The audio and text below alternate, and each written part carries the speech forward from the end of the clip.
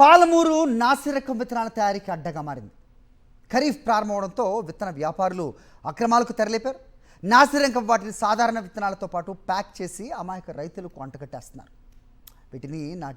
వీటి నాటిన దిగుబడులు రాక రైతులు నిండా మునిగిపోయే పరిస్థితి.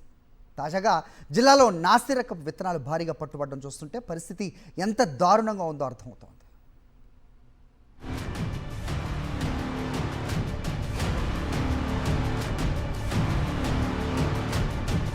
ఉమ్మడి పాలమూరు జిల్లాలో వరి తర్వాత అత్యధికంగా పత్తిని సాగు చేస్తారు.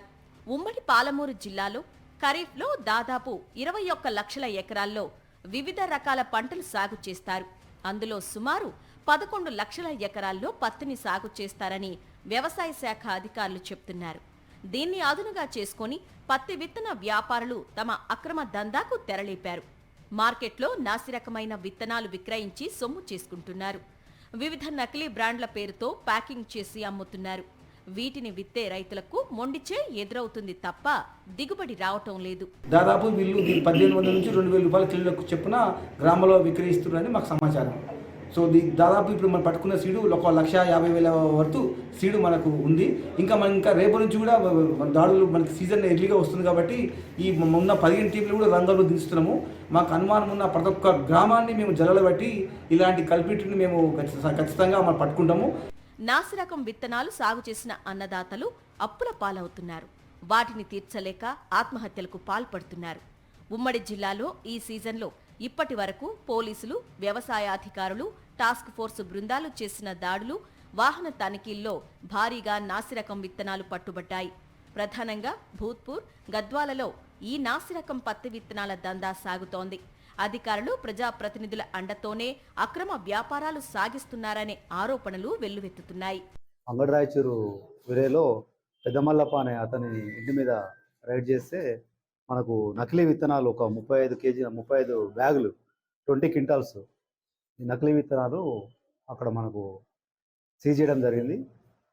దానిపైన ఒక కొండప్ప నాయుడు, వెంకటయ్య అనే ఇద్దరిని అరెస్ట్ చేసి ఆ నకిలీ విత్తనాలని సీజ్ చేయడం జరిగింది. గద్వాల ప్రాంతంలో రైతులు నేరుగా వ్యాపారుల నుంచి కాకుండా ఆర్గనైజర్లు, సబ్ ఆర్గనైజర్ల నుంచి విత్తనాలు కొనుగోలు చేస్తుండటంతో రసీదులు ఉండటం లేదు. దీంతో విత్తనాల వల్ల నష్టపోతే పరిహారం పొందలేకపోతున్నారు. గతంలో కూడా చాలా మంది రైతులు తీవ్రంగా నష్టపోయారు. కొందరు దళారులు పలు రకాల కంపెనీల పేరుతో నాసిరకపు విత్తనాలు అంటగట్టి కోట్లు గడిస్తున్నారు.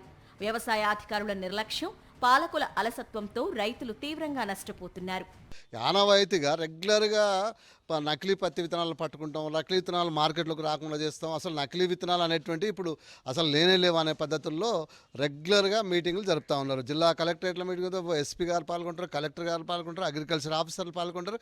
కానీ బయటకు వస్తే ఈరోజు నకిలీ విత్తనాలు కోకొల్లలుగా పట్టుబడుతూ ఉన్నాయి. మరి ఎక్కడికి వెళ్ళి వస్తూ ఉన్నాయి, ఇవి ఎవరు ఉత్పత్తి చేస్తూ ఉన్నారు, వాళ్ళపైన ఇలాంటి ప్రతి సంవత్సరం పీడీ యాక్టులు, ప్రతి సంవత్సరం కేసులు, ప్రతి సంవత్సరం ఇది జరుగుతుంది. కానీ రైతాంగం మాత్రం ప్రతి సంవత్సరము ఈ నకిలీ విత్తనాలతో కోట్ల రూపాయలు మోసపోతా ఉన్నారు.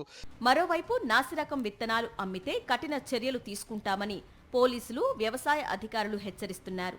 రైతులు కొన్న విత్తనాలకు రసీదులు తీసుకోవాలని సూచిస్తున్నారు.